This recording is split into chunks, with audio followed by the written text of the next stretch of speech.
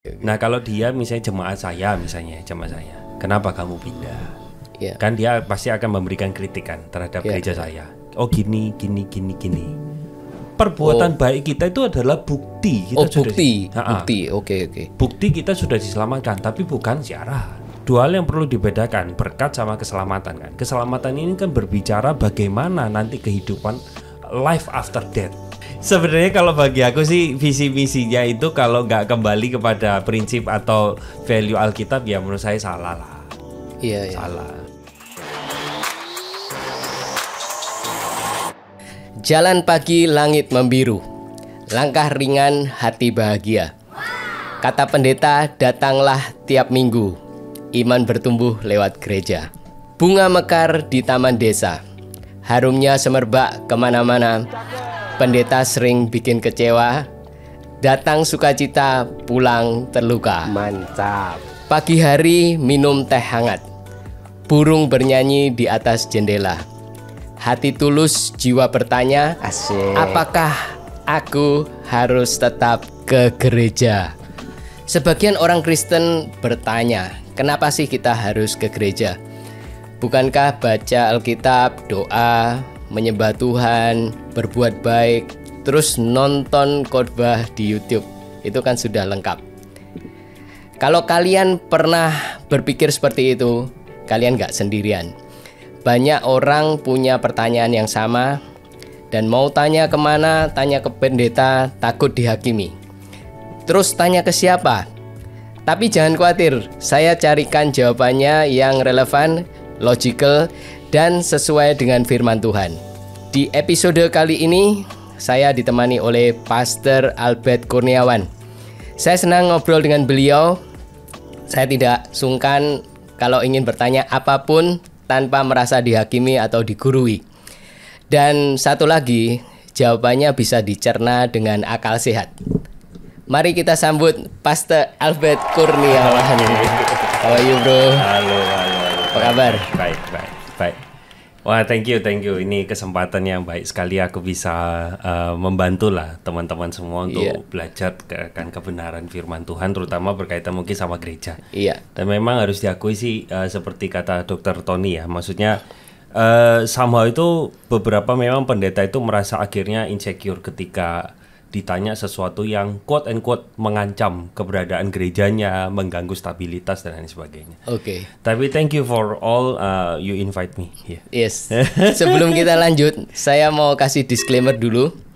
Ya, obrolan ini bukan untuk nyerang gereja atau pribadi tertentu, tapi ini adalah pengamatan saya tentang kondisi gereja zaman now. Bukan untuk ngejudge, tapi untuk ngajak kita semua untuk introspeksi, termasuk diri saya sendiri. Banyak orang di gereja terluka. Benar nggak? Yes. Terluka karena perkataan tajam, dihakimi, kecewa, atau kadang-kadang merasa dimanipulasi oleh gereja atau oleh oknum tertentu.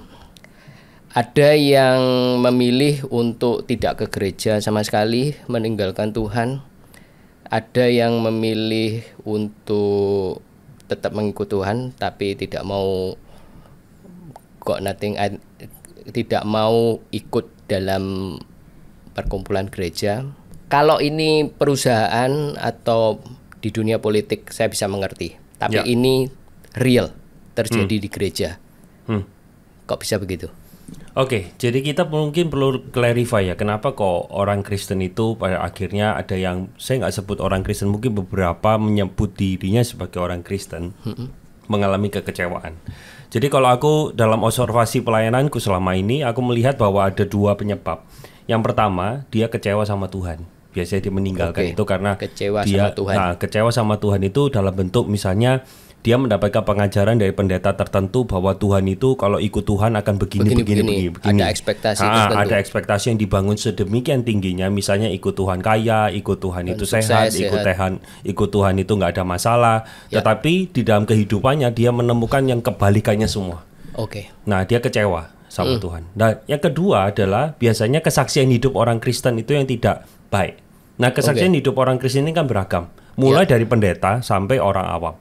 Jadi kita pernah mungkin mendengar satu selentingan atau jargon yang bilang Wih, kok orang Kristen kayak gitu ya? Iya. Gara-gara dia bisnisku bangkrut. Gara-gara dia keluargaku hancur. Gara-gara pendeta ini aku itu dikutuk. Aku kurang lebih 1-2 bulan lalu itu seorang jemaat itu telepon saya bilang di satu gereja dia itu betul-betul keluarga ini mengalami masalah rumah tangga. Ya, jadi pribadi ini kontak saya dan mengatakan dia dijudge oleh hamba Tuhan bahwa dia kalau melakukan perceraian dia akan masuk neraka. Oke. Nah, hal itu yang membuat orang-orang yang seperti ini kecewa. Jadi tipikal yang kedua ini yang kita perlu consider adalah orang-orang kecewa karena melihat kehidupan orang Kristen, termasuk salah satunya pendeta. Bukan hanya dari segi kehidupan pendetanya, tetapi perkataannya, pengajarannya yang menurut saya tidak kembali kepada firman. Gitu. Tapi yang dikatakan bisa benar, tapi dikatakan dalam cara yang salah. Harus dilihat ya. Kalau misalnya kembali kepada contoh yang tadi saya maksudkan, ya keliru lah.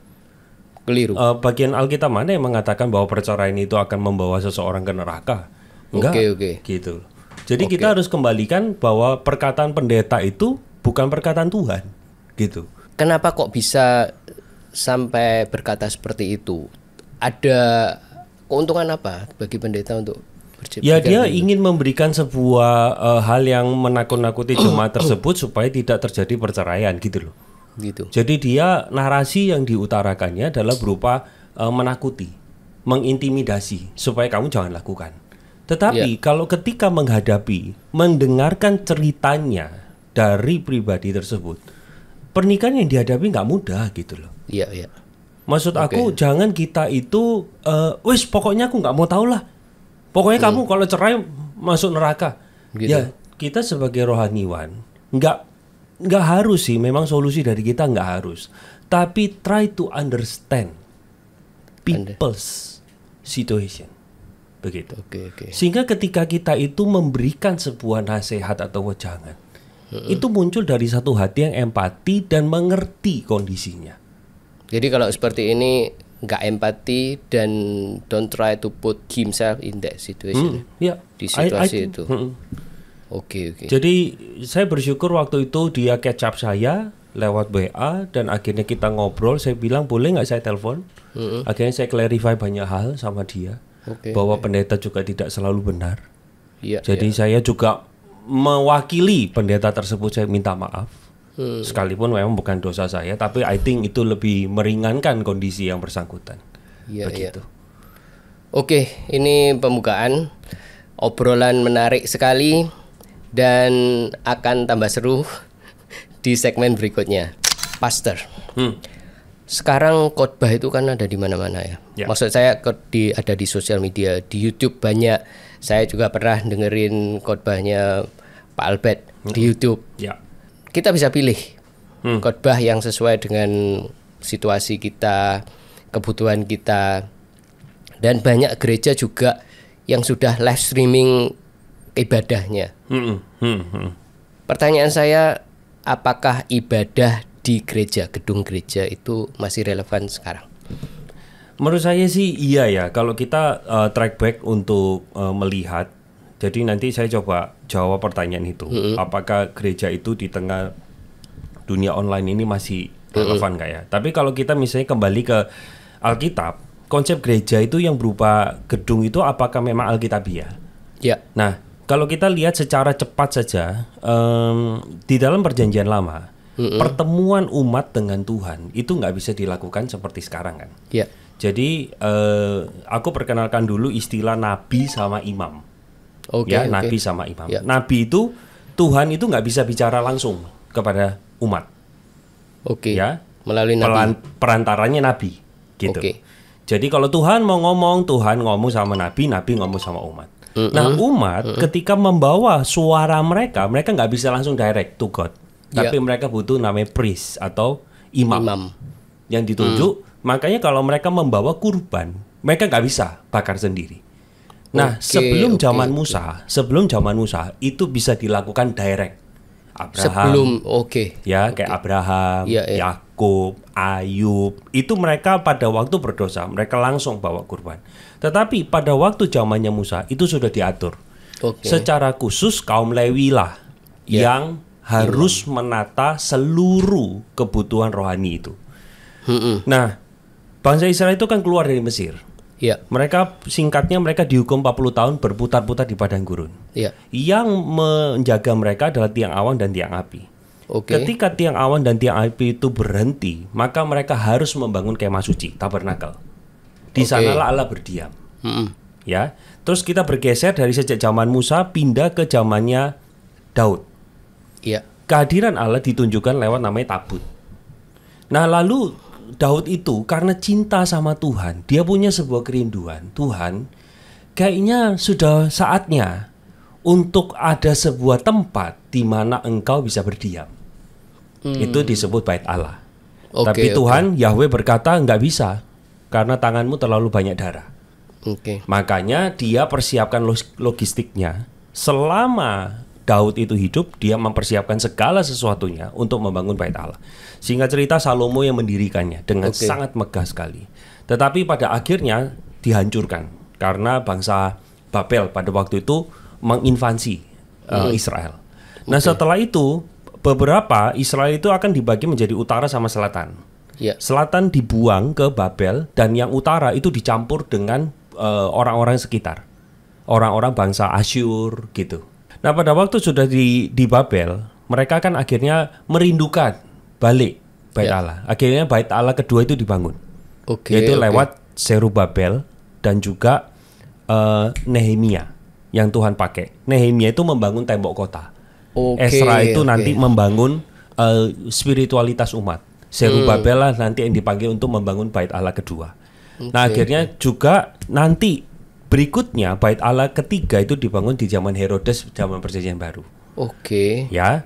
Nah, kita long story short, pada tahun 70 itu terjadi sebuah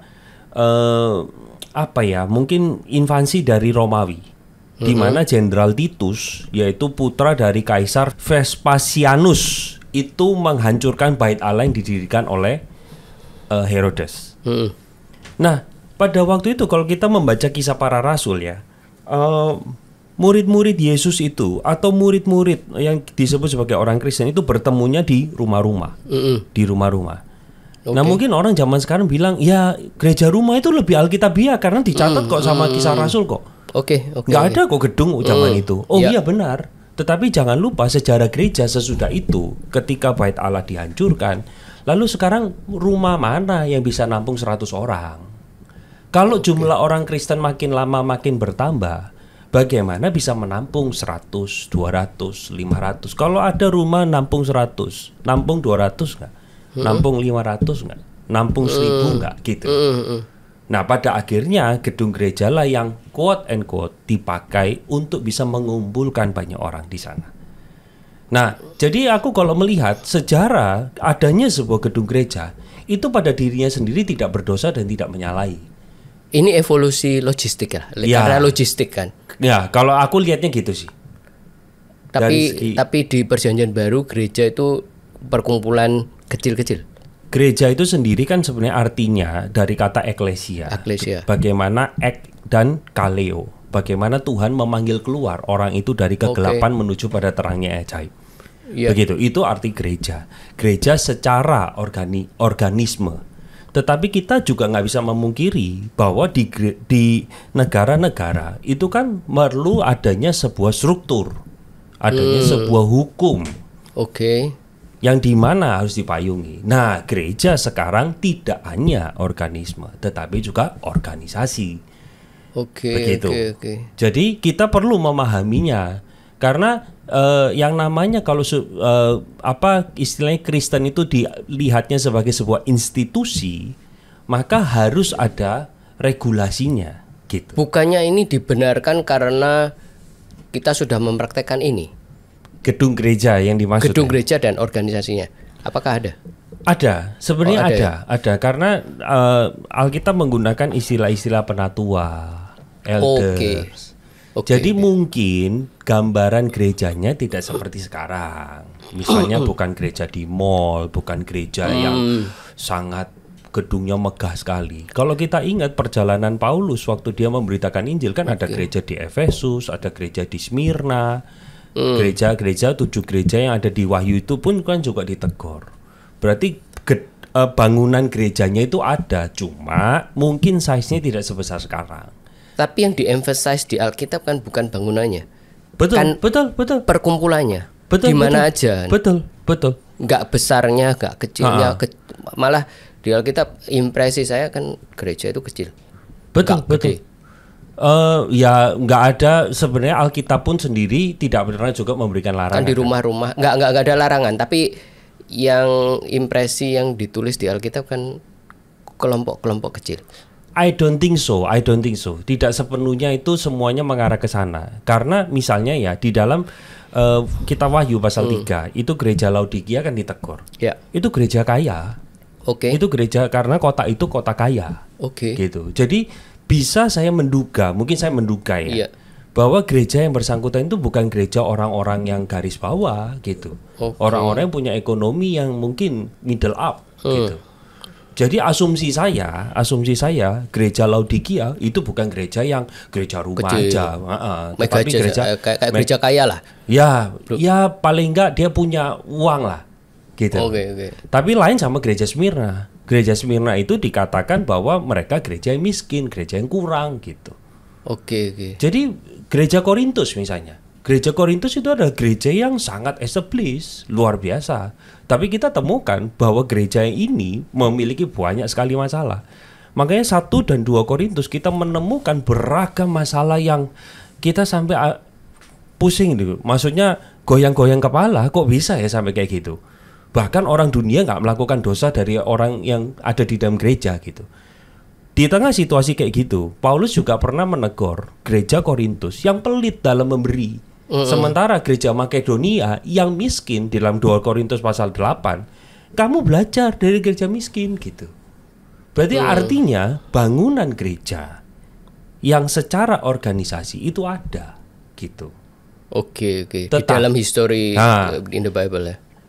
Jadi seharusnya gereja itu dijalankan sesuai dengan prinsip firman Tuhan, bukan prinsip perusahaan. Contoh misalnya, wah ini pelayan Tuhan ini kayaknya nggak mau ya untuk bisa align dengan kita punya aturan. Udahlah, kalau di company gimana?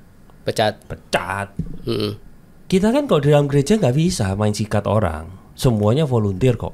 Oke. Maka pendekatan yang kita perlu lakukan nggak bisa kita. Nah saya biasanya kalau di gereja itu menekankan begini, kalau kita melayani Tuhan, jangan punya 2 motivasi. Apa? 1 motivasi transaksi. Oke. Oh saya lakukan ini supaya Tuhan kasih ini. Ya. Banyak orang begitu nggak sadar. Oh banyak. Aku pun dulu juga begitu. Aku juga. Atau yang kedua, pelayanan dengan motivasi yang terintimidasi. Oh kalau kamu nggak pelayanan, kamu akan dihukum. Ya masuk surga, nanti dikutuk, pekerjaanmu diambil gitu, gak sukses gitu. 2 ini yang terus kebanyakan manusia berdosa itu dimotivasi atau didorong sama ini. Harusnya gimana? Harusnya kita melayani Tuhan dengan sebuah kesadaran bahwa Tuhan sudah terlebih dahulu melayani saya. Jadi apa pada waktu kita melayani Dia tergantung dari apa yang Tuhan sudah lakukan buat kita, bukan supaya kita mendapatkan perkenanan dari Dia.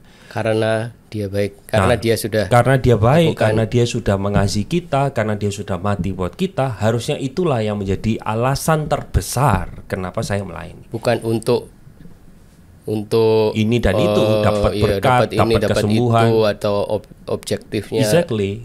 Untuk jadi, diri kita sendiri. When we are running the church, we must use the Bible value gitu loh. Contoh lagi, misalnya ya udahlah, kalau jemaat yang miskin mah kita nggak usah pedulikan. Ada yang gitu? Ya ada lah. Mungkin tidak secara perkataan, tetapi treatment dari rohani tertentu kan matanya jeli toh. Orang kaya sama orang miskinnya kelihatan kadang somehow di dalam outfitnya. Wah, kalau orang kaya perlu dapat treatment khusus. Kalau orang miskin, ya udahlah nanti yang bawahanku lah yang ngurusin gitu. Kalau Bro Albert gimana? Aku layani semua kok. Orang kaya, orang miskin. Iya, aku layani semua. Enggak ada perbedaan. Enggak ada.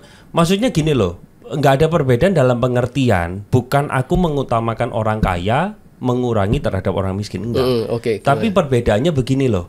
Kalau orang ini saya analoginya gini lah, sales. Ya. Sales kalau jual barang pendekatannya sama nggak? Pasti enggak. Iya, oke. Dia lihat dulu orangnya. Oh, orangnya kalau tipikalnya keras. Wah, kita harus tahu nih cara masuknya begini. Oh, kalau ada orang yang wah, kalau ketemu sama dia itu diras banget.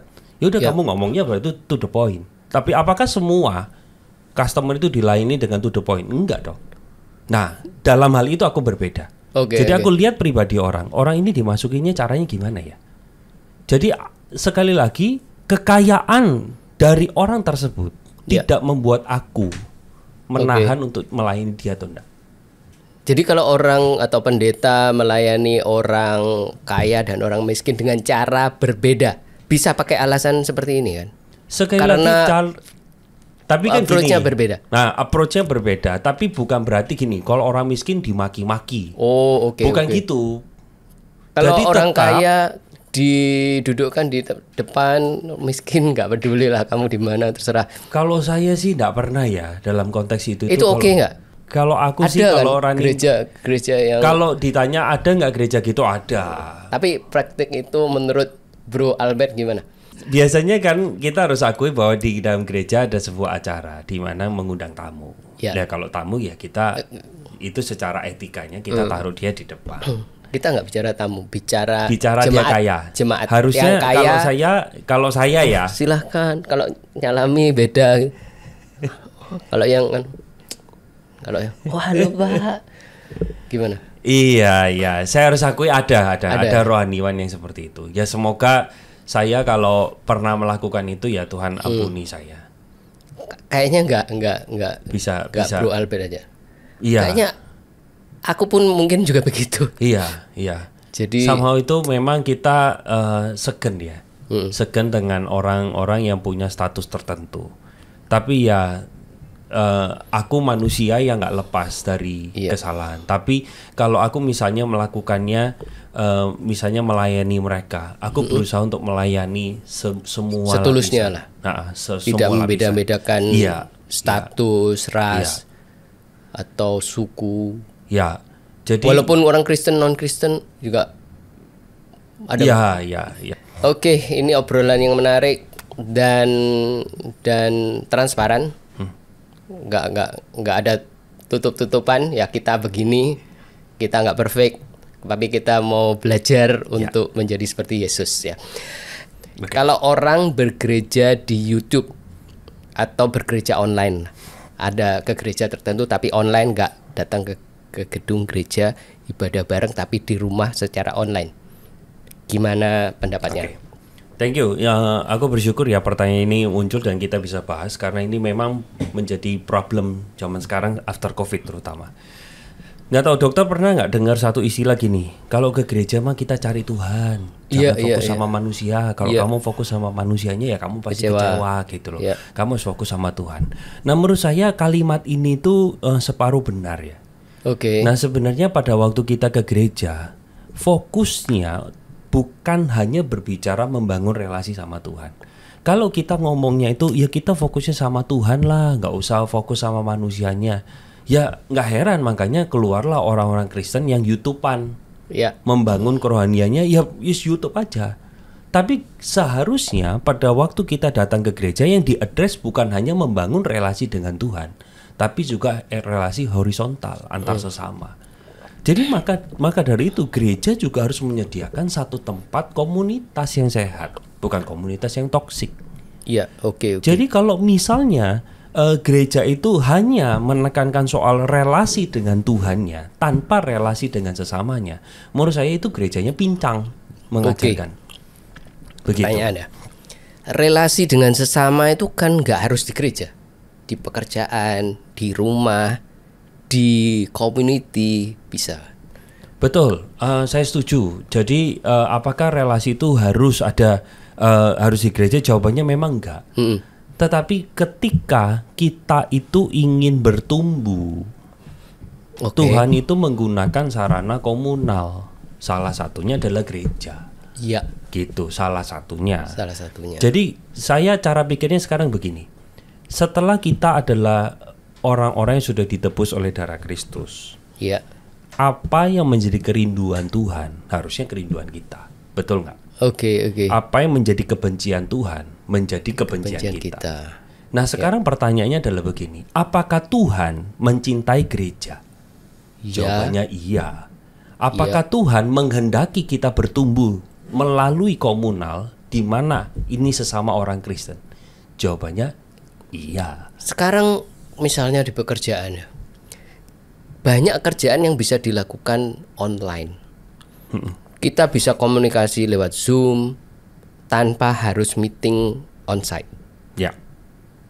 Apakah relationship seperti itu yang secara online, tetap ngobrol tapi secara online, itu bisa dikatakan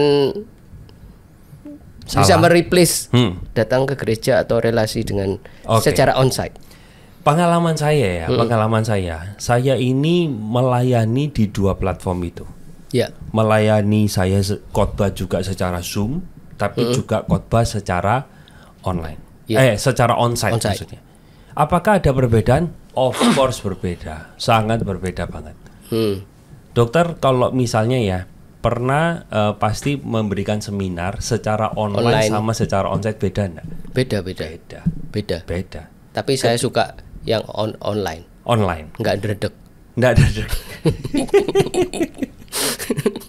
Kita ya kalau misalnya saya juga di gereja ya pernah besuk secara online. Ya saya merasa bisa nggak sih? Bisa, tetapi ada keterbatasan tertentu. Iya. Kalau misalnya saya melihat ya, kalau kita melakukan komsel kelompok kecil, itu secara online, wis gak basa-basi, langsung to the point, jebret gitu. Online. Kalau online. Oke. Jadi kebayang nggak kalau kita lagi makan nih, itu di sana makan ramen, saya nasi goreng, yang kamera lainnya makan nasi penyet. Tapi sama kayak kita nggak merasakan kehangatan gitu loh. Missingnya kehangatan. Tetapi ketika kita bertemu secara onsite, di sanalah ada yang diadres lebih. Tapi esensinya yang mana? Dua-duanya menurut saya tahu. Kan ada pengajaran, tapi sekaligus ada persekutuan. Nah itulah yang pingin. Kan esensinya persekutuan. Caranya kan ya bisa begini, bisa begitu. Bisa online, bisa onsite. Betul, caranya bisa dua-duanya, bisa online, bisa onsite. Tapi ada pro and cons. Pro and cons. Cuma kalau onsite kita merasa lebih connect gitu. Lebih dekat gitu. Iya. Tapi kalau bisa menular juga kalau COVID. Makanya kalau sakit di rumah. Oke. Kalau kalian punya komentar atau pertanyaan, silahkan tanya di kolom komentar. Oke, bro. Ibrani 10:25. Ini tentang ibadah. Saya bacakan, janganlah kita menjauhkan diri dari pertemuan-pertemuan ibadah kita seperti dibiasakan oleh beberapa orang. Tetapi marilah kita saling menasihati dan semakin giat melakukannya menjelang hari Tuhan yang mendekat. Saya mau tanya lagi berdasarkan konteks ini, apa definisi dari pertemuan ibadah? Pertemuan ibadah ya saya rasa ya bisa didefinisikan ya di dalam suasana ibadah, di dalam suasana persekutuan. Itu ya jangan dihindarkan gitu. Oke, misalnya ya, seorang aktif dalam persekutuan tapi nggak di gereja, di kafe, atau persekutuan yang nggak di bawah gereja, atau banyak gereja jadi satu. Ya ada gereja ini, gereja A, gereja B, Oikumene, tapi nggak di bawah payung satu gereja. Apakah ini bisa dikatakan ibadah? Bisa. Ibadah itu ya ketika sama-sama kita hadir untuk punya sebuah purpose yang jelas, yaitu untuk membangun relasi sama Tuhan dan membangun komunikasi atau persekutuan dengan sesama. Nah, bedanya persekutuan sama perkumpulan itu kan beda. Kalau perkumpulan itu biasanya menyatukan hobi atau minat. Perkumpulan. Ya. Tetapi kalau yang namanya persekutuan harusnya sama-sama dipakai untuk dengan sebuah kesadaran membangun relasi dengan Tuhan dan membangun relasi dengan sesama. Oke, jadi tujuannya membangun relasi dengan Tuhan dan membangun relasi dengan sesama. Bisa dilakukan di settingnya kafe. Ada kan banyak sekarang pertemuan-pertemuan ibadah di kafe. Ya, di kafe, di tempat bioskop, bahkan di rumah. Nah, di rumah. Di tempat bioskop, di restoran. Ya. Apakah ini bentuk gereja zaman now? Apakah ada tren ke arah situ? Setahu saya ya. Biasanya kalau yang dikatakan namanya persekutuan itu kan dilakukannya itu kan di luar hari Minggu ya. Ya. Hari Minggu itu biasanya kan ibadah umum. Di mana seperti yang tadi saya bilang bahwa gedung gereja itu kan dipakai untuk bisa menampung lebih banyak orang. Kalau di persekutuan rumah-rumah itu kan menampungnya lebih sedikit orang. Dan kan tidak maksudnya gini, kalau di rumah-rumah misalnya satu gereja punya komselnya ada 100, dia pakai 100 rumah, kan berarti ada 100 pemimpin. Iya. Agak sedikit berbeda kan kalau misalnya sama-sama kumpul di gereja 100 ada 200 jemaat gitu, yang khotbah kan beda. Iya. Yang menyampaikan firman Tuhan kan beda. Jadi ibarat line chef ya line masakan gitulah. Jadi menurut saya gereja itu tetap diperlukan karena dia adalah satu tempat yang bisa menampung banyak orang, melebihi rumah. Oke. Tapi itu kan logistik doang. Gereja kan bisa kecil juga, kan nggak harus gede. Betul. Cuma kan kalau misalnya gereja kecil, satu pemimpin, cell group leader kan juga nggak apa-apa sih. Menurut saya nggak apa-apa. Itu juga bisa dikatakan sebuah gereja. Dan maksudnya Ibrani 10 ayat 25 tidak memang mengatakan bahwa kamu jangan menghindarkan pertemuan gereja, pertemuan ibadah kan. Jadi menurut saya yang juga ibadah itu kan termasuk pertemuan ibadah. Yang jangan dihindarkan, jangan menghindari pertemuan ibadah. Termasuk ya pertemuan seperti itu. Ya. Pertanyaanku, apakah pertemuan ibadah seperti persekutuan oikumene atau persekutuan di kafe itu bisa replace pertemuan ibadah di gereja atau itu sama? You can do ibadah di persekutuan oikumene, gak perlu ke gereja. Kalau ditanya apakah bisa replace, ya bisa. Tapi gini, saya melihat ada sebuah kepentingan yang lebih greater purpose adalah kita itu perlu tertanam di satu gereja. Oke. Karena harusnya gereja yang baik itu kan memiliki sebuah kurikulum pembelajaran. Lah kalau kita itu berjemaatnya sebentar di sini, sebentar di sono, jadi kita kayak nggak terstruktur begitu. Nggak, kalau di satu tempat aja, di kafe A tiap minggu. Dan ada struktur. Oh, gimana? Gak apa menurut saya. Jadi nggak bergantung. Poin saya bukan bergantung pada gereja berupa gedung yang ada salibnya, enggak. Iya, oke. Tapi kalau memang gereja tersebut adalah gereja kafe, sebutlah gereja kafe gitu loh. Tempatnya di mana? Di kafe A. Ya nggak apa-apa. Monggo. Ya. Oke. Kalau Bro Albert punya jemaat, terus jemaatnya ke gerejanya Bro Albert. Tapi gak seberapa involve gitu ya. Tapi dia juga ke persekutuan tempat lain, oikumena, tempat lain, melayani dengan giat. Gimana kira-kira? Kalau saya gini, saya pasti kalau ketemu dengan orang itu ya saya tanya, gimana kamu sudah berjemaat di tempat saya kan segini, gimana aktivitasmu? Oh iya, saya banyak melayani di oikumene persekutuan ini. Oh ya udah. Ya saya nggak maksa dia apa sih. Enggak. Ya as long as kamu bertumbuh di sana, you can grow, you can invest your talent there. Ya nggak apa-apa, jadi berkat lah buat tempat lain, ya nggak masalah sih saya. Feel happy for him. Happy. Itu kan analoginya persis sama. Dan seorang Albert Kurniawan yang juga diundang sama gereja lain untuk berkhotbah. Apakah itu menjadi masalah? Menjadi masalah bagi saya ya. Sebagai lead pastor, kalau saya lebih banyak khotbah di luar daripada khotbah di dalam, itu menurut saya masalah, karena saya harusnya memberi makan domba saya lebih banyak daripada dombanya orang lain kan gitu. Tetapi kalau yang bersangkutan memang Tuhan pakai dia di tempat yang lain, ya nggak apa-apa.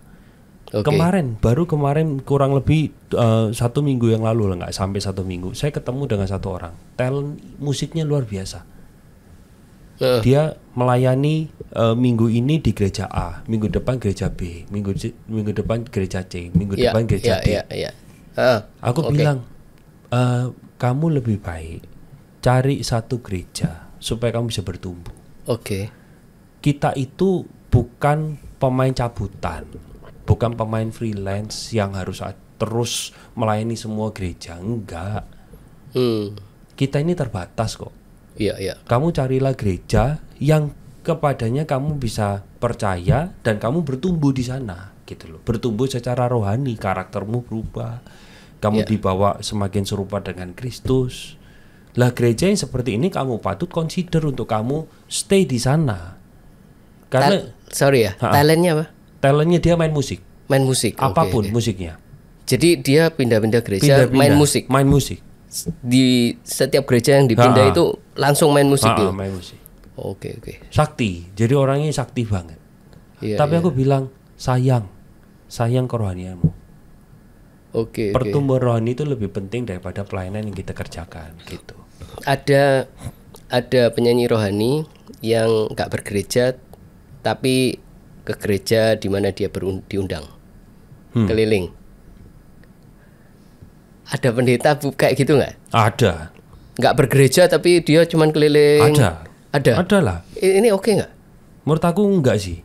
Nggak sehat buat rohani dia. Nggak sehat. Karena akhirnya kan kayak kejar tayang. Kalau saya sih gini ya. Semua kembali pada hati. Hati. Karena Tuhan lihatnya bukan aktivitinya. Bukan how much you do for God. Tapi how do you do that for God. Bagaimana kamu lakukan itu buat Tuhan. Bukan seberapa banyak yang kamu lakukan buat Tuhan. Karena kalau kita melakukan itu semua, ternyata dalam hati kita ada satu berhala. Aku misalnya contoh aku seorang preacher lah. Aku mau khotbah di banyak tempat. Ketika diadres sama diriku, kenapa kamu mau lakukan itu? Kalau jawabannya adalah ya supaya orang tahu Albert Kurniawan ini siapa. Ya berarti kan apa yang aku lakukan itu sedang menselebrasi berhalaku gitu loh. Jadi kembali ke motivasi. Jadi orang tersebut, kalau pendeta tersebut khotbah di banyak gereja tetapi dia tidak stay di dalam satu gereja, ya kita patut address. Saya ajak untuk teman-teman yang mungkin nonton video ini ya, silakan coba bertanya, mengintrospeksi motivasinya apa gitu. Memang kita harus sering-sering mengintrospeksi. Iya. Tapi aku mau tanya pertanyaan yang mungkin gak seberapa related dengan ini, lebih pribadi ya. Sebagai seorang pendeta, kalau saya sebagai jemaat, saya mendengarkan firman Tuhan, duduk di gereja mendengarkan firman Tuhan, itu saya dapat something gitu ya. Kalau sebagai pendeta kan lebih banyak memberikan daripada mendengarkan. Itu ada kan pendeta yang tiap minggu khotbah tapi dia tidak pernah mendengarkan. Kalau Bro Albert sendiri gimana? Kalau saya memang membatasi diri ya Dok ya. Jadi saya contoh lah kayak bulan ini saya itu kan ada 5 minggu, 5 hari minggu ya, 5 kali minggu. Saya itu sekali karena tugas dari sinode saya harus keluar berkhotbah di gereja saya yang lain gitulah. Bukan denominasi, maksudnya brand gerejanya di tempat lain, di kota lain. Nah satu lagi itu saya ambil cuti, terus saya pelayanan di gereja lain. Jadi saya sendiri membatasi diri saya, supaya saya itu lebih banyak di jemaat daripada di gereja lain. Begitu. Di jemaat tapi nggak khotbah? Nggak khotbah. Jadi khotbah kadang saya akan atur itu 1 bulan 1 kali atau 2 kali. Dan gitu. Itu penting ya? Dan penting, karena kan saya sebagai lead pastor ya harus lebih banyak memberi makan. Nah sisanya. Kalau khotbah terus? Kalau khotbah terus, ada kok teman saya yang khotbah terus juga ada. Do you feel drain? Kasih memberi kalau drain iyalah. Maksudnya capek ya, capek. Pasti capek. Soalnya kalau siapin khotbah itu kan capek otak. Iya. Jadi capek nggak capek. Tetapi apakah kehabisan tenaga? Jawabannya enggak. Karena kan kita misalnya kita mengisi diri dengan baca buku, kita dengarkan podcast, kita juga belajar dari khotbah orang lain di weekdays kita, tidak di hari Minggu kan gitu. Tapi kalau gerejanya gede, jemaatnya bertumbuh, terus nggak capek ya? Kan ada preacher yang mega church, persembahannya gede, khotbah tiap minggu. Tapi nggak tahu ya, kalau di gereja saya misalnya khotbah tiap minggu, saya kan maksudnya gini, nggak dapat love gift lebih sih, karena kami sudah diberikan kan tunjangan, sudah mengcover itu. Saya nggak gitu. Iya, tetapi ada memang setahu saya sih ya, kalau misalnya biasanya lead pastor dia khotbah misalnya 1 bulan bisa 4 kali, ada kan teman saya juga lakukan itu. Menurut saya dia lakukan dengan tanggung jawab sih. Gitu. Iya. Oke. Yang penting sebenarnya hati. Sebenarnya hati. Iya. Karena saya juga bisa gini sih, saya sebagai lead pastor banyak khotbah di tempat saya sendiri, tetapi ternyata saya itu sedang memberi makan berhala saya ya bisa. Berhala yang terselubung nggak diketahui ya. Betul. Makanya perlu introspeksi. Betul. Perlu introspeksi. Secara reguler, betul. Oke. Betul. Oke, ini obrolan yang seru dan relevan, pertanyaan-pertanyaan yang sering kita tanyakan tapi nggak tahu mau tanya kemana. Dan saya percaya, yakin bahwa ada banyak pertanyaan-pertanyaan tentang kekristenan, tentang gereja, tentang pendeta, dan nggak tahu mau tanya di mana. Anda bisa tulis di kolom komentar.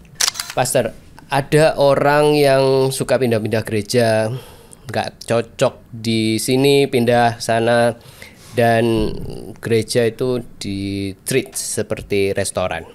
Kalau makanannya enak, servisnya enak, datang lagi. Kalau nggak enak, pindah ke tempat lain.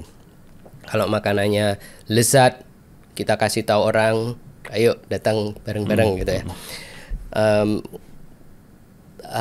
Kalau gereja ini mirip-mirip juga ya. Tapi bukan kelezatan makanan, tapi kepuasan rohani. Kepuasan rohani, apakah kebutuhan rohanimu terpenuhi?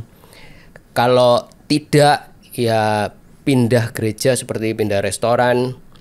Dan dari sudut pandang seorang pastor, gembala, bagaimana menyikapi hal ini kalau ada jemaat yang attitude-nya seperti ini? Oke.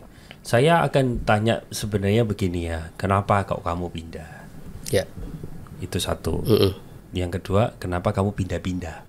Itu dua hal yang beda ya. Pindah sama pindah-pindah. Kalau pindah-pindah hobi. Ya pindah ini kan berarti ada reason. Nah, reason itu yang kita coba address. Oke. Nah, kalau dia misalnya jemaat saya, kenapa kamu pindah? Kan dia pasti akan memberikan kritikan terhadap gereja saya. Oh gini. Oh oke. Ya saya kalau bisa mengclarify, saya kadang itu takut kalau mengclarify. Kenapa? Dipikirnya saya defensif gitu loh, nggak mau terima masukan. Sebenarnya ya itu yang kadang saya perlu clarify lebih dalam. Sebenarnya reason kamu itu legit, valid atau enggak gitu. Oke. Nah tapi kalau dia penyakitnya adalah pindah-pindah, nah aku juga perlu address apa, kenapa gitu. Nah kalau misalnya dia mau pindah gereja ya dengan alasan yang legit, nah saya biasanya minta ada 2 hal utama dan 3 hal support yang kamu perlu consider dari gereja tersebut.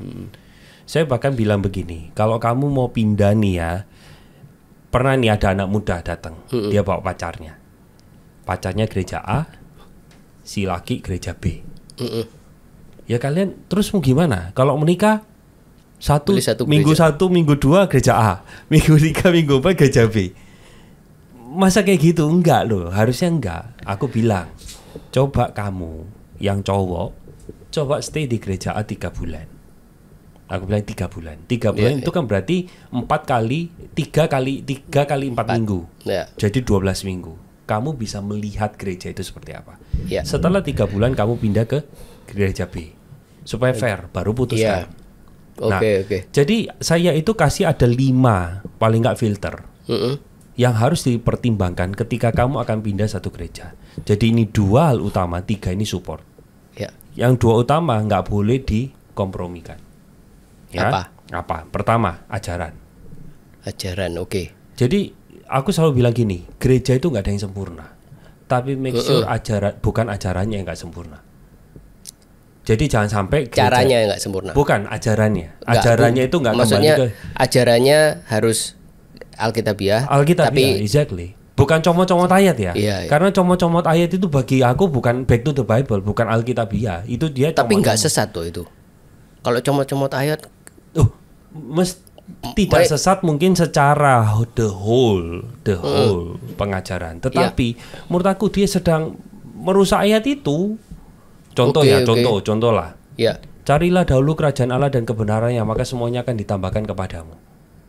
Nah, aku banyak nih tanya pertanyaan ini. Semuanya itu apa? Ya. Terus dijawab banyak orang Kristen, ya semuanya itu apa saja. Kondo, mobil, uang tambah banyak, rumah tambah banyak. Interpretasinya yang sesat. Iya. Maksudnya itu dikhotbahkan. Oh, oke. Lah, apakah itu ajarannya benar? Jawaban aku enggak benar loh. Kalau itu semuanya itu dikatakan itu. Oke. Makanya balik ke pengajaran. Pengajaran. Nah, pengajaran itu aku kasih ABCDE-nya. Ya. Pengajaran itu kamu harus lihat apakah gereja tersebut itu percaya Alkitab firman Allah enggak. Oke. Yang kedua, melihat Yesus ini siapa? Apakah manusia dan Tuhan atau cuma salah satunya? Kalau salah satunya berarti sesat itu. Yang ketiga, gereja itu percaya enggak Tritunggal? Oke. Yang keempat, apakah gereja itu mengajarkan keselamatan lewat perbuatan baik atau lewat anugerah? Empat ini nggak bisa kompromi menurut aku. Once kompromi, itu gereja sesat. Oke, ulang lagi. Nomor satu, percaya Alkitab firman Allah nggak? Oke.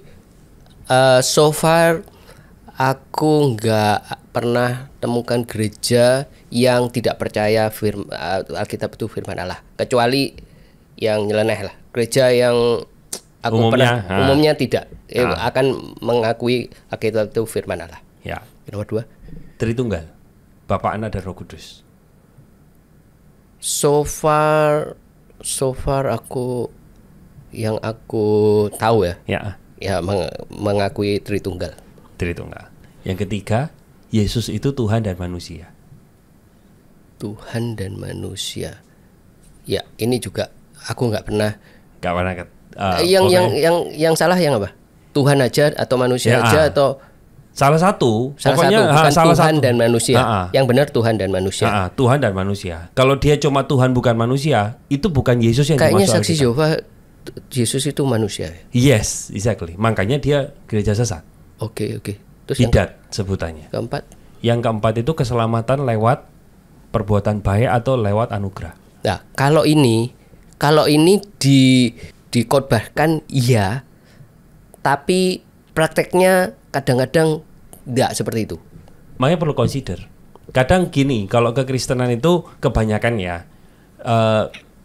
keselamatan itu anugerah plus.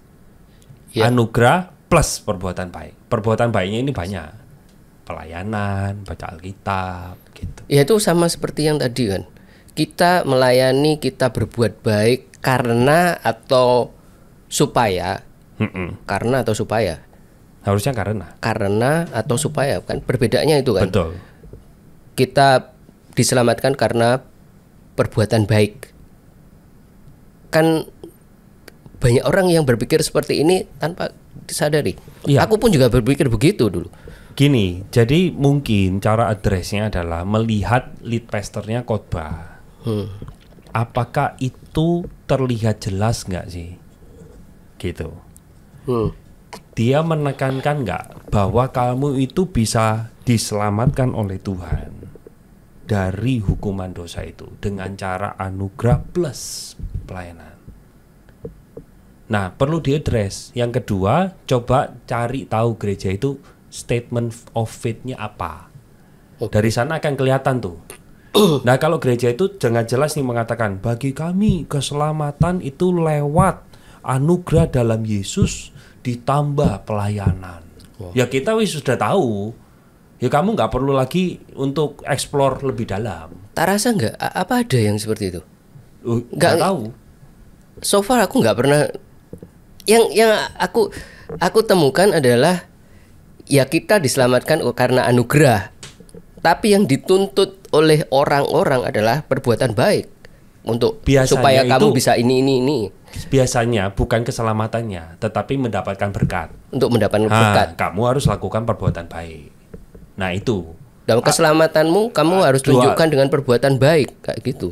keselamatanmu harus ditunjukkan. Itu benar loh. Perbuatan baik kita itu adalah bukti kita sudah bukti. Oke. Bukti kita sudah diselamatkan, tapi bukan syarat. Bukan untuk membeli keselamatan. Iya. Jadi dua hal yang perlu dibedakan, berkat sama keselamatan kan. Keselamatan ini kan berbicara bagaimana nanti kehidupan life after death. Itu yang bicara soal keselamatan kan. Lah kalau saya mendapatkan keselamatan itu dengan cara perbuatan baik, yaitu kita perlu consider bahwa gereja itu tidak perlu kita ikuti. Itu yang nomor 4 ya. Berkaitan ajaran ya, ini satu A B C D. Ya, oke. Yang kedua, menurut aku yang perlu dipertimbangkan, kan tadi aku bilang 2 utama 3 support ya.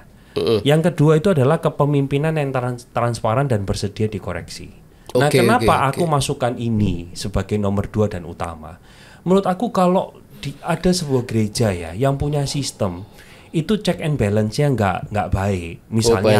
Misalnya lead pastornya itu punya kekuasaan mutlak. Ya.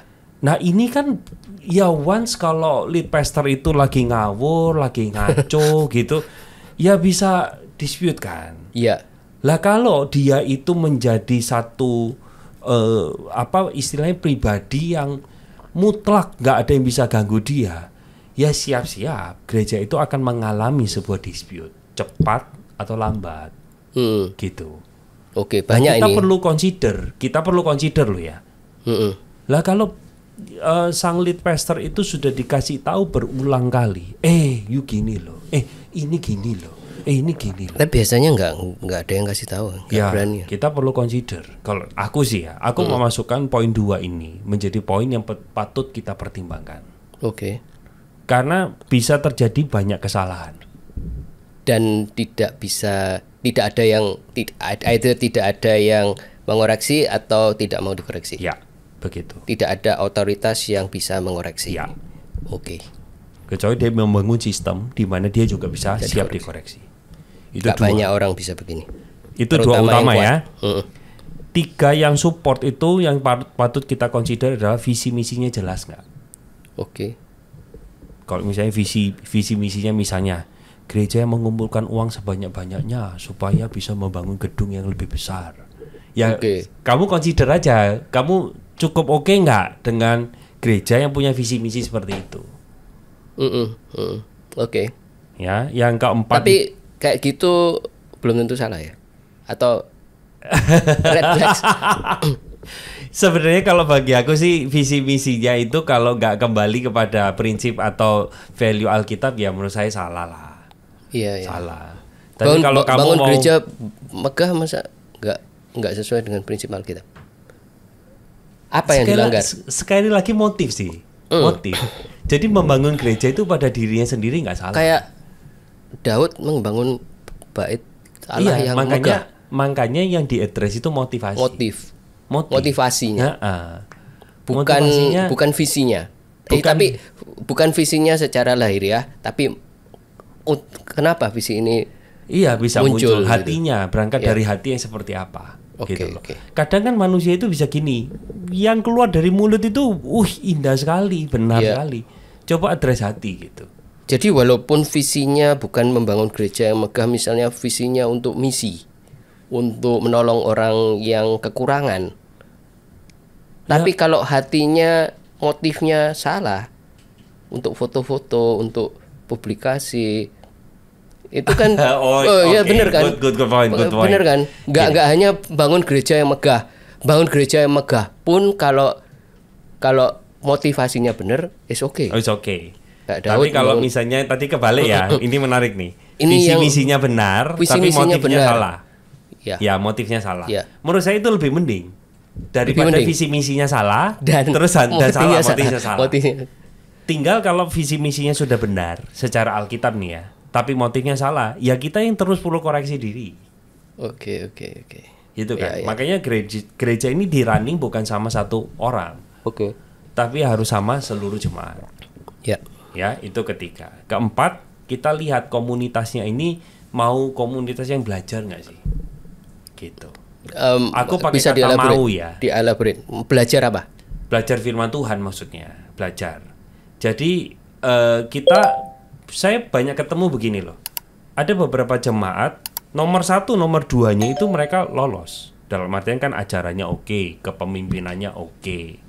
Tetapi ketika masuk di nomor 4 ini, komunitas gereja ini nggak punya komunitas. Aku ini perlu bertumbuh dalam komunitas. Maksudnya komunitas itu nggak ada kelompok kecil, tidak ada sistem pemuritannya. Ya kamu patut consider kok. Oke. Karena kamu bertumbuhnya misalnya aku butuh kelompok. Gereja ini nggak punya. Gitu. Apa bertumbuhnya harus melalui kelompok kecil? Datang setiap minggu ikut ibadah nggak cukup? Menurut saya enggak. Karena kita perlu untuk bersama-sama bertumbuh itu di dalam kelompok. Kelompok kecil itu apa? Untuk apa? Untuk saling membagi hidup. Ayat firman Tuhan kan bilang gini, besi menajamkan besi, sesama menajamkan sesamanya. Lah bagaimana kita mau belajar soal namanya mengampuni, tapi kita tidak pernah berelasi dengan orang lain. Berelasi dengan orang lain kan nggak harus di gereja. Kan bisa di pekerjaan, bisa di rumah juga. Betul, tapi gini, kalau sesama dengan orang gereja kan kita bisa saling didoakan. Oke. Doain dong, aku di tempat kerjaanku nih, aku stres banget nih. Bos aku galak. Aku punya kolik juga, aduh nggak bisa diatur. Teman-teman tolong doain ya. Nah itu kan kita belajar memperhatikan. Nah sementara kalau kita misalnya nih, kalau bicara memang saya setuju dengan perkataan dokter bahwa ya kalau yang diadres cuma relasi, ya itu bisa dicari di tempat lain kok. Di tempat lain. Ya. Betul karena kita apalagi pekerjaan kita itu berhubungan dengan orang. Tetapi yang diadres kan bukan itunya, bukan cuma sekadar relasi, tetapi bagaimana ada sebuah tempat yang saling menguatkan. Kita ini kan manusia yang nggak lepas dari pergumulan. Lah kalau kita mengalami pergumulan, kita sudah cerita sama istri, kita sudah cerita sama suami, kan bisa langsung cerita sama pastor. Bisa, tetapi itu termasuk? Bisa termasuk. Saya sering dapat quote and quote jadi tempat sampah untuk jemaat untuk dia akhirnya menyampaikan unek-unek dia, nggak apa-apa. Tetapi kan gini, pastor juga waktu kan terbatas. Tetapi kalau kamu punya satu komunitas, satu kelompok misalnya 5. Iya. Misalnya sebutlah ya, misalnya Albert Kurniawan, terus ada A, B, C, D, 5 ya, berlima. Nah terus waktu aku misalnya dalam pelayanan, aduh teman-teman aku berat banget, si A datang. Pastor, aku doain ya supaya Tuhan kuatin. Si B, Pastor, gimana? Ada yang saya bisa bantu enggak, Pastor? Bukankah itu menguatkan kita? Melayani dan dilayani. Iya, saling melayani. Saling melayani, saling memperhatikan. Ketika si B lagi sakit, saya yang datang. Kamu gimana? Bukankah itu sangat fruitful banget gitu? Iya. Oke, jadi kalau berjemaat di gereja jangan cuman mau dilayani, juga melayani, saling melayani. Saling melayani. Kelima, poin terakhir itu adalah menurut saya sistem pelayanan ini diberlakukan. Misalnya gereja tertentu misalnya lah ya, membuka pelayanan itu hanya untuk orang-orang yang punya jabatan tertentu atau kekayaan tertentu. Nah itu kan menurut saya agak something yang perlu Masa ada gitu? Ya gak tahu. Gak tahu. Nah itu yang patut dipertimbangkan. Harusnya kan pelayanan itu kan bisa diakses semua orang kan. Ya memang ada beberapa pelayanan itu yang bergantung sama talenta ada. Misalnya piano. Aku nggak bisa main piano, aku mau main piano. Ya nggak bisa gitulah. Tapi nggak berhubungan dengan sosial ekonomi. Sosial maksudnya. Nah, apakah ada gereja yang gitu? Ya, aku nggak tahu. Kan bisa kayaknya kalau tertulis nggak ada, tapi secara praktek mungkin aja. Kan ada beberapa misalnya mungkin jemaat yang mengeluh, aku mau pindah lah dari gereja itulah. Kenapa? Aku ini loh sudah berjemaat misalnya 6-7 tahun, tapi aku mau pelayanan loh susah banget, gak bisa. Misalnya bahkan sampai pelayanan yang paling mudah level kesulitannya, misalnya asyir gitu loh. Aduh susah banget. Ya kita kebanyakan the other way around. Gereja cari pelayan nggak ada yang mau melayani. Iya. Tapi ada kalau gak? Yang mau melayani sampai ditolak-tolak itu kok kayaknya nggak tahu. Ada beneran ada? Ada sih, ada. Karena dia misalnya memberikan sebuah requirement yang sulit tapi itu baik. Dalam artian itu misalnya memberikan, kalau kamu mau masuk pelayanan, kamu harus ikutin kelas ini. Kelas ini, selesai ini. Terus habis itu kamu harus ada mentoring. Setelah itu baru kamu masuk. Bukankah itu bagus? Ya bagus. Tapi maksud aku dari sisi yang satunya, kalau ada yang melakukan sistem pelayanan itu dengan cara yang tidak baik, dengan value yang tidak baik, gitu. Kriterianya kriteria diskriminasi gitu maksudnya? Iya, diskriminasi. Ya, oke. Contoh ya, misalnya aku Chinese, yang bukan Chinese nggak boleh pelayanan.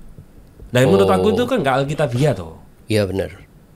Wah, tuh pastor saya ditolak gara-gara saya bukan ras itu. Lah menurut aku itu keliru gitu loh. Kita perlu consider.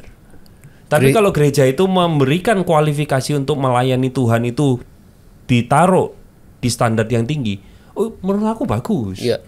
Supaya sebenarnya isu yang terjadi adalah jangan sampai gereja itu memanfaatkan tenaga kamu, gitu. Makanya kamu perlu dipersiapkan dalam kelas. Alright.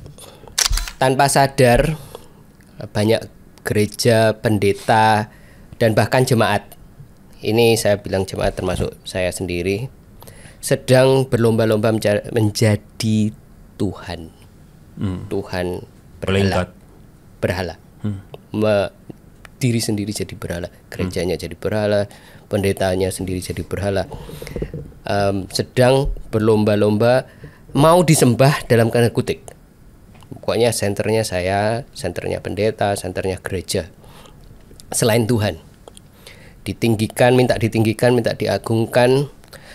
Dan ini adalah dosa yang dimulai sejak di Taman Eden.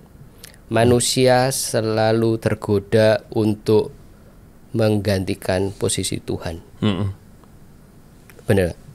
Sejak di Taman Eden, Adam dan Hawa berdosa karena mau jadi seperti Tuhan. Salah satunya. Kalau mau dibahas nanti lebih menarik itu nanti. Dan gereja ingin menguasai, pendeta ingin dikagumi, dan jemaat ingin dipuaskan.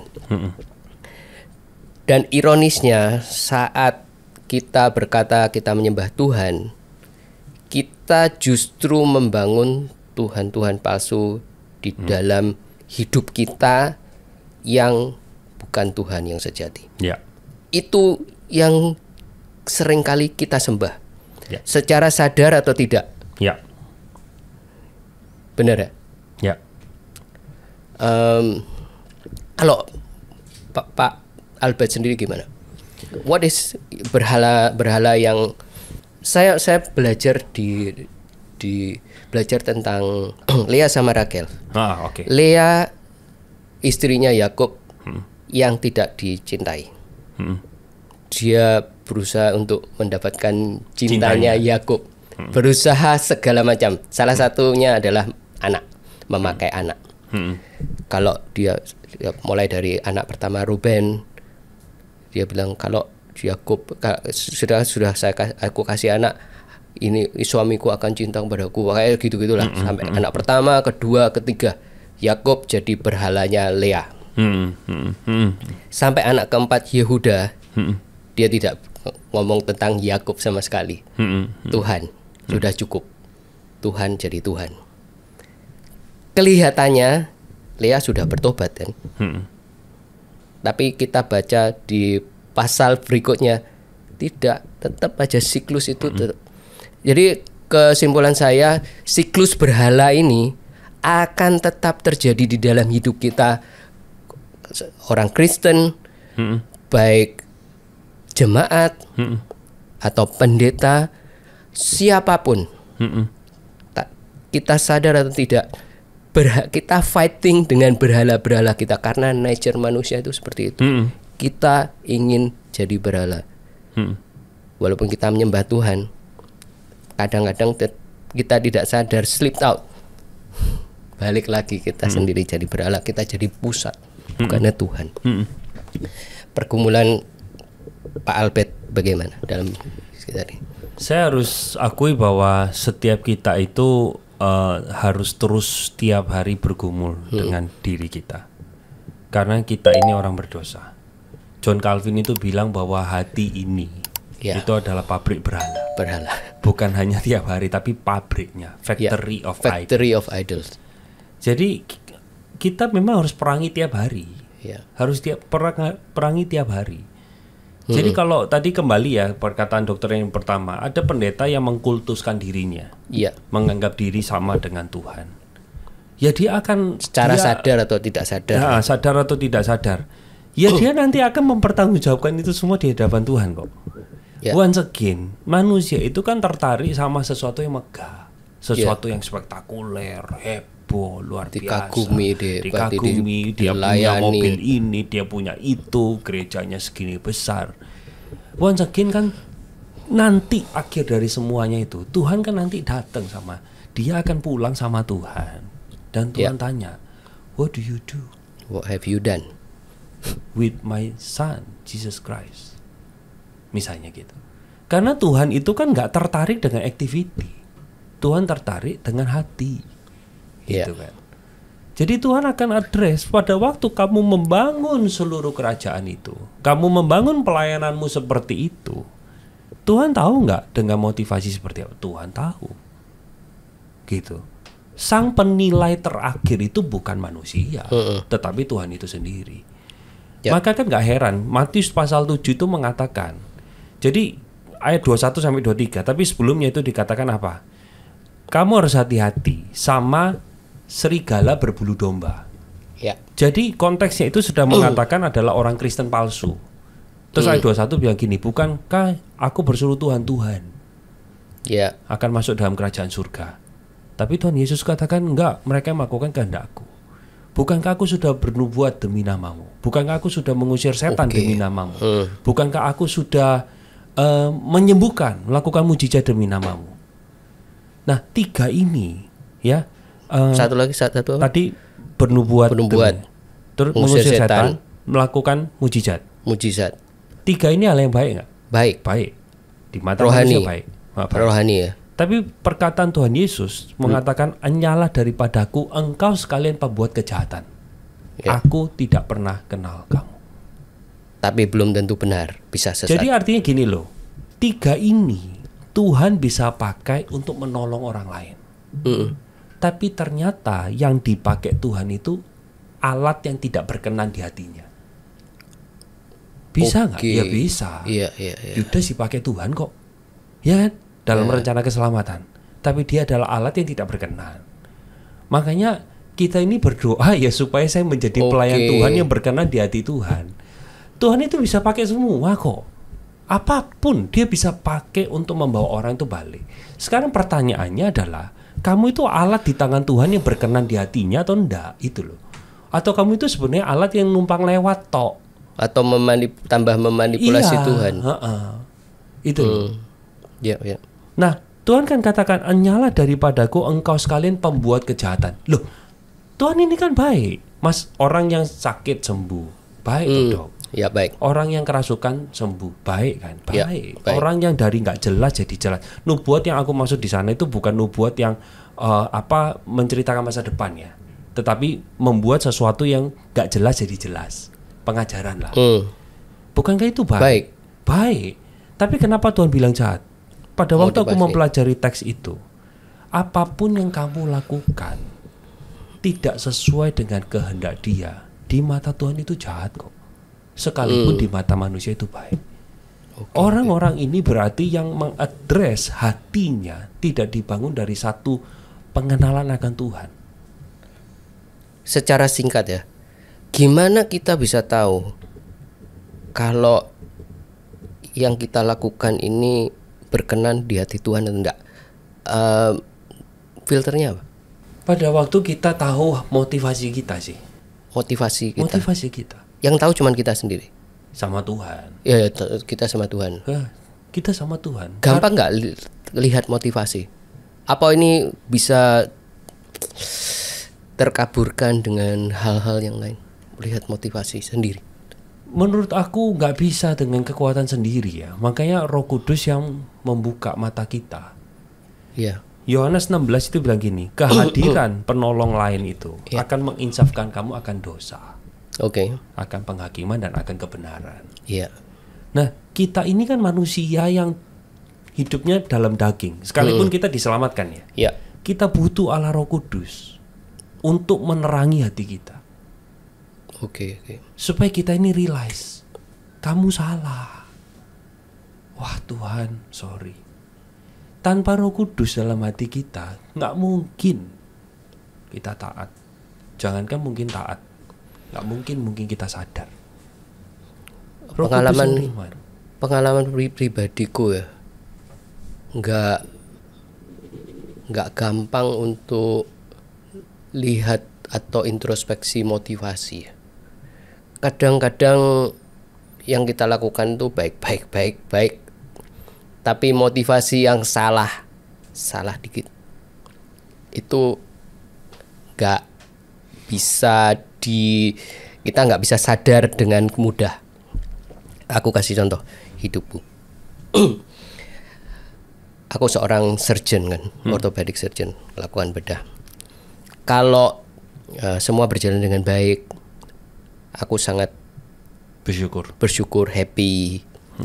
Dan kepuasan hidupku itu tergantung dengan keberhasilan. Secara tidak sadar, aku tidak sadar itu begitu. Jadi kalau ada ketidakberhasilan di hidupku, itu aku merasa something wrong with me.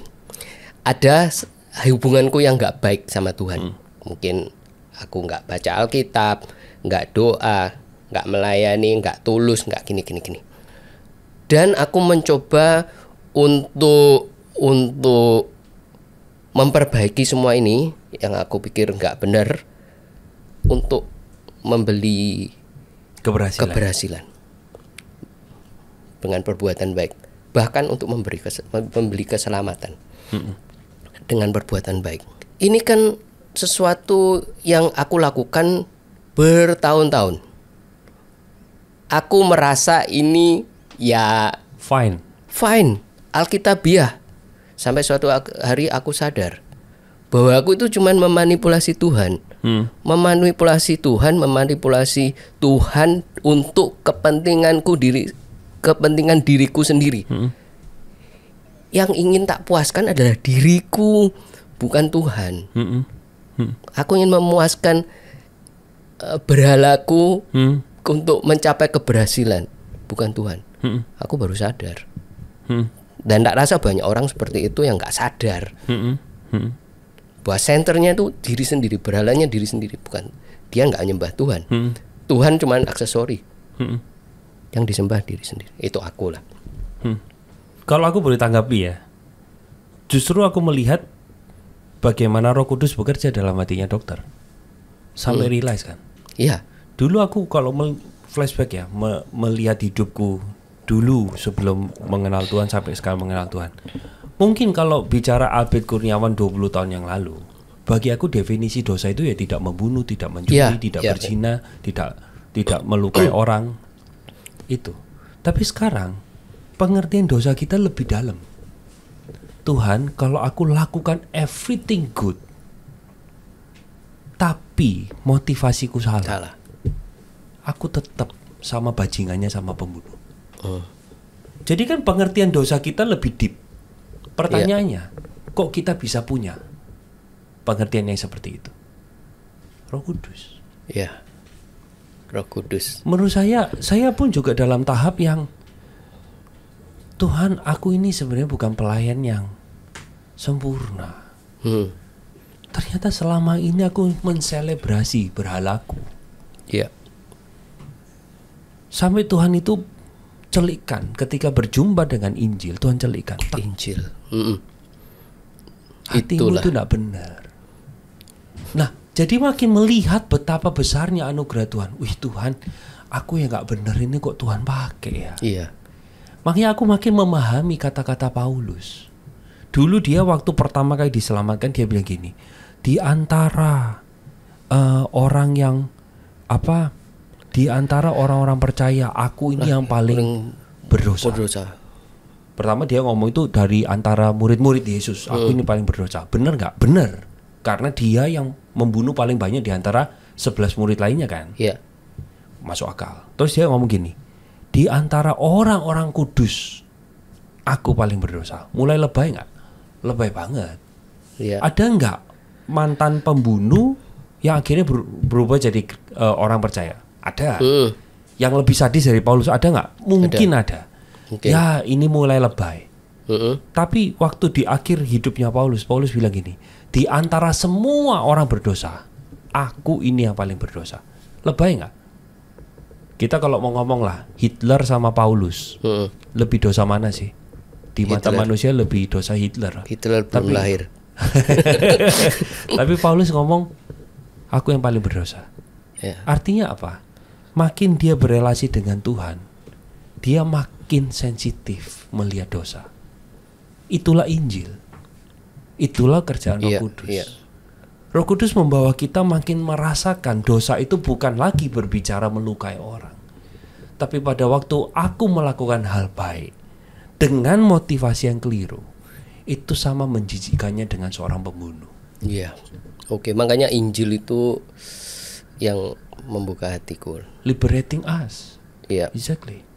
Banyak Injil-Injil yang versi-versi Injil yang aku pernah dengar yang menurutku sebenarnya bukan Injil. Jadi aku recently mendengar versi Injil yang benar-benar Injil. Untuk refleks kecermin bagi diriku kalau aku ini begini ya. Terus kalau keselamatan itu karena anugerah, bukan karena perbuatan baik. Aku dulu itu percaya keselamatan aku harus berbuat baik supaya diselamatkan. Keselamatan adalah anugerah, seperti yang kita sudah discuss itu tadi. Jadi kita nggak sombong lah, nggak sombong, nggak merasa paling hebat, nggak menghakimi orang lain, nggak mau berusaha untuk jadi seperti Yesus. Walaupun kita nggak akan bisa jadi seperti Yesus, kita nggak akan bisa memberikan kasih yang sempurna.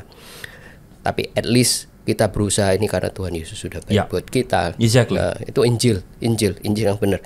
Kita harus tahu, belajar tentang Injil yang benar. Jangan belajar tentang Injil yang salah, gospel yang salah. Oke, tapi terima kasih banyak Bro Albert untuk waktunya. Sama-sama. Ini obrolan yang santai tapi mengena, dan semoga ini bisa menjadi refleksi bagi kita semua, termasuk diri saya dan Bro Albert. Kalau ada take home message singkat, berapa kata, berapa kalimat, silahkan. Saya mau ajak kita sama-sama ya teman-teman, untuk mari kita bangun kekristenan kita atas dasar saya mengasihi Tuhan, bukan karena saya itu akan mendapatkan ini itu, atau bukan karena saya itu nanti akan dapat hukuman ini dan itu. Tetapi ketika kita datang ke gereja, mari kita belajar untuk mengasihi Dia. Jadi banyak dari kita mungkin berpikir saya beribadah sama Tuhan, saya melakukan pelayanan ini supaya ingin mendapatkan sesuatu. Mari kita ubah semua motivasi kita. Kita lakukan karena kita mengasihi Dia, karena Dia terlebih dahulu mengasihi kita.